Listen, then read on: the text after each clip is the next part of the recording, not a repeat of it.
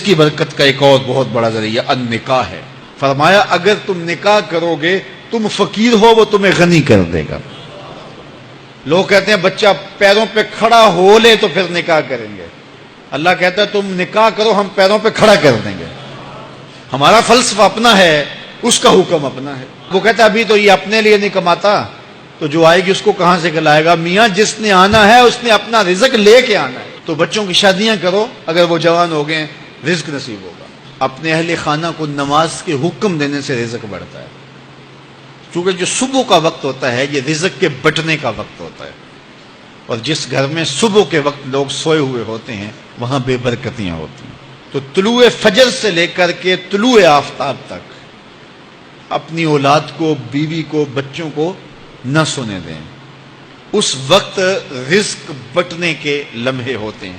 کثیر دعائیں مانگیں, تلاوت کلام مجید پڑھیں اور نماز فجر مرد حضرات مسجدوں میں جا کے باجماعت ادا کریں, اور گھروں میں جو ہے وہ بیٹیاں بہنیں مصلے بچھا لیں تو اللہ کی رحمتوں کا نزول ہوگا. اب ایک رزق میں برکت کا ایک بہت بڑا ذریعہ شکر ہے.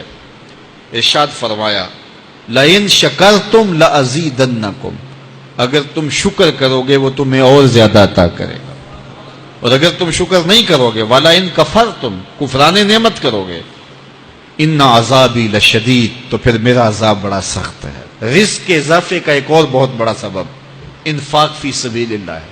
اللہ فرماتا ہے جو تم خرچ کرتے ہو تو جو چیز تم نے نکال دی اس کی جگہ اللہ تمہیں اور عطا کر دیتا ہے. بعض کا ہمارا یہ ہوتا ہے کہ کوئی آدمی مالی بحران میں آ گیا تو وہ کرتا کیا ہے کہ جو راہ خدا میں دینے کا کھاتا تھا پہلے اسے کلوز کرتا ہے. یہ فلاں مدرسے کو دیتے ہو یہ بھی بند کر دو, یہ مسجد کو دیتے ہو یہ بھی بند کر دو, یہ فلاں غریب کو دیتے ہو یہ بھی بند کرو, حالات ٹائٹ ہو گئے ہیں. لیکن 5 گاڑیاں ہیں تو 2 گاڑیوں پہ گزارا کر لیا جائے, پیٹرول بچے, یہ نہیں ہو سکتا. گھر کے لچھن وہی ہیں لیکن بند کہاں سے کیا, جہاں سے رزق آنا تھا. ہمیں تو یہ حکم دیا ہے جب رزق تنگ ہونے لگے صدقہ دے کے رب سے کاروبار کر لو, صدقے سے تمہارے رزق میں اضافہ ہوگا. یہ رب کا وعدہ ہے اور اللہ کے وعدے جھوٹے نہیں ہو سکتے. حدیث میں رزق کے اضافے کا ایک اور نسخہ ارشاد کیا گیا. میرے حضور نے فرمایا جو شخص یہ چاہتا ہے کہ اس کے رزق میں برکتیں ہو اور اس کی عمر میں اضافہ ہو تو وہ اپنے رشتہ داروں کے ساتھ سلوک اچھا کرے. رشتہ داروں کے ساتھ اگر اچھا سلوک کرو گے تو پھر تمہارے رزق میں برکت ہو.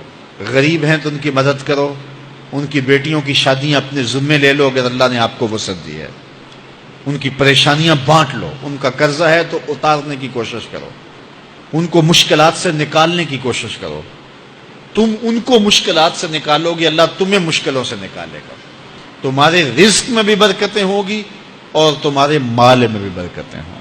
فرمایا بہتر صدقہ وہ ہے جو ناراض غریب رشتہ دار کو دیا جائے. اگر وہ پھنس گیا ہے, مجبور ہے, ناراض ہے, تو اس کو اگر دیں گے تمہارا نفس اس میں شامل نہیں ہوگا تو یہ افضل صدقہ ہے جو ہر صورت میں قبول ہی قبول ہے.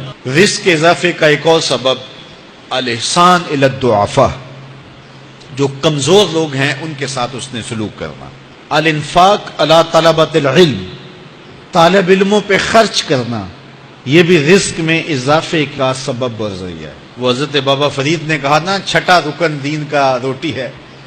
گھر میں کچھ نہ ہو تو پھر نہ نماز اور نہ ہی دیگر امور کی لذت آتی ہے. تو یہ رزق فراواں اور وسیع اور مبارک نصیب کر دے اللہ. تو اس کے لیے ایک اور وظیفہ میں دیتا ہوں اور وہ یہ کہ مغرب کے بعد 21 مرتبہ سورۃ الکوثر پڑھ لیں, کثرت ہو جائے گی انشاءاللہ.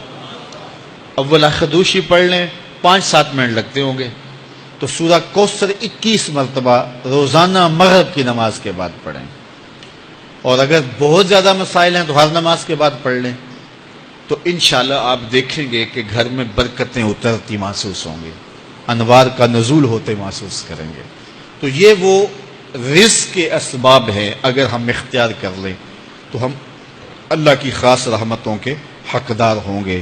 اللہ ہم سب کو رزق حلال, رزق وسیع, رزق سہل, رزق مبارک, رزق فراواں نصیب فرمائے.